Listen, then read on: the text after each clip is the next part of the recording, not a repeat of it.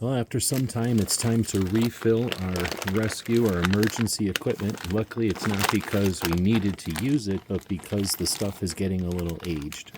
So I bought this refill kit from Rhino Rescue because when I did the research, the ingredients that they have in this kit are everything that I was going to buy, but it's together as a kit. As you can see, comes together like this, really nice.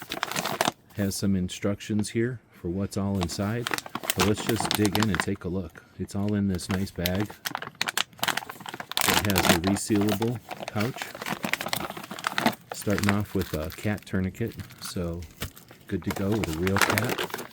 We've got the Israeli bandage here, emergency bandage, all still good to go, vacuum sealed. We have 2 chest seals in here. These are their Rhino Rescue chest seals. We have a Rhino Rescue moldable foam splint. These are real handy for lots of things, including immobilizing. We've got some supplements for the kit itself with a manual. The TCCC is constantly changing, so good to have updated data. Looks like we've got an airway here. A really nice set of EMT shears.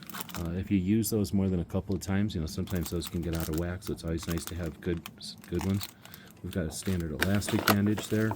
Don't want to miss for a shock. We've got an emergency blanket in here. Triangular bandage, again vacuum sealed, really nice. Some emergency tape here, some strong windproof tape, and a couple other small items in here. Some really vacuum sealed compressed gauze. I'm assuming it's Z-Pack. Yeah, Z-Pack.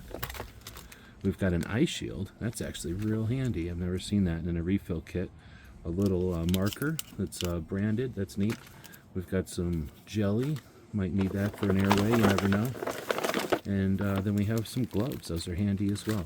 So this is a great way to get everything you're going to need for a refill kit with quality real components, like the real cat, the real emergency real emergency bandage, and the Z-Pack.